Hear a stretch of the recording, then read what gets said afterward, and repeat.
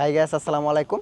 তো আজকের এই ভিডিওতে আপনাদেরকে জানাবো, আপনারা যদি এখন বর্তমান আনস্কেলে সিঙ্গাপুরে আসতে চান, তাহলে আপনারা সিঙ্গাপুর থেকে বাংলাদেশে কত টাকা পাঠাইতে পারবেন।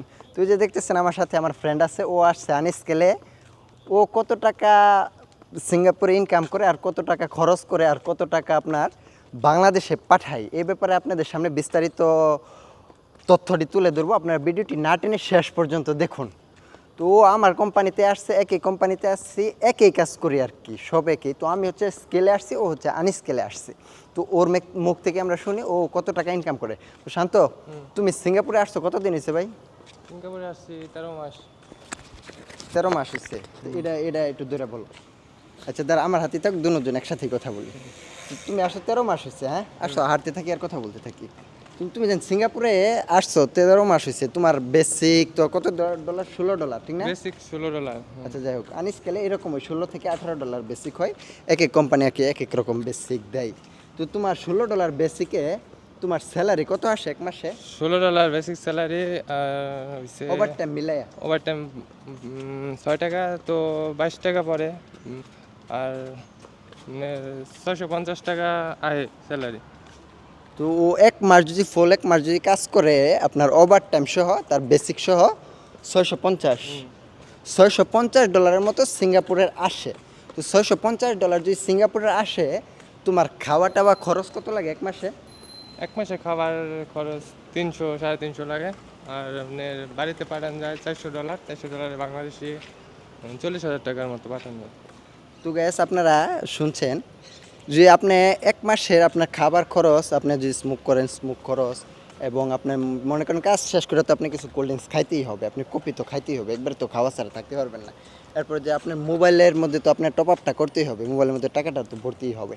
তো সব কিছু মিলাই জিলাই আপনার $200 থেকে $300 চলে যায় কিন্তু আপনার এক মাসে খরচ। তো এক মাসে যে আপনার দুই থেকে $250 বা $300, মানে খরচটা হচ্ছে নিজের উপর আর কি ডিপেন্ড করে, এক একজনের খরচ এক এক রকম।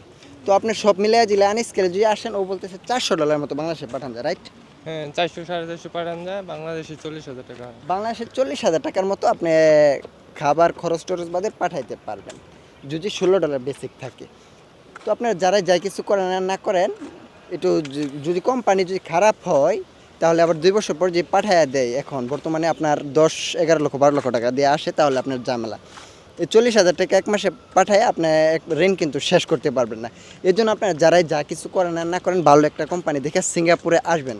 তো ওর মুখ থেকে শুনলেন ও সিঙ্গাপুরে আইসা কত টাকা ইনকাম করে এবং কত টাকা বাংলাদেশের মধ্যে পাঠায়। তো যাই হোক, শেষ একটি কথা হচ্ছে, যারা এখন বর্তমান শান্ত সিঙ্গাপুরে আসতে চাইতেছে, তুমি কি মনে করো, স্কিল করে আসা ভালো না আনস্কিলে আসা ভালো? তোমার মতটা স্কিল, কি? আপনার স্কিল করা আসাই ভালো। কিসের জন্য? স্কিল করে আসলে আপনার 900-1,000 টাকা বেতন আসে, তাহলে খায়ালে 60,000 টাকা পাঠানো যায়। আর আনস্কিলে আসলে আপনার খায়ালে 40,000 টাকা পাঠানো যায়, তো স্কিল করাই ভালো। Yes, correct. তো আপনারা যদি স্কিল করে আসেন, কারণ একই কাজ করতেছে, আমিও যে কাজ করতেছি ওকে একই কাজ করতেছে, তো আমি আপনার মনে করেন ও শুনতেছেন কত টাকা পাঠাতে পারে।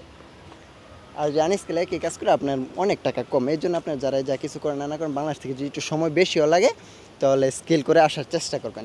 যাই হোক, এইরকম নতুন নতুন নেক্সট ভিডিও পেতে চ্যানেলটি সাবস্ক্রাইব করে পাশেই থাকবেন। তো শান্ত, তুমি আরও কিছু বলবা দর্শকদের উদ্দেশ্যে? না, আর কিছু বলার নেই, আপনি বলেন। ওকে। তো গ্যাস, আজকের এই ভিডিওটি এই পর্যন্তই। সকলেই ভালো থাকবেন, সুস্থ থাকবেন। এরকম নতুন নতুন ভিডিও পেতে চ্যানেলটি সাবস্ক্রাইব করে পাশেই থাকবেন। ধন্যবাদ।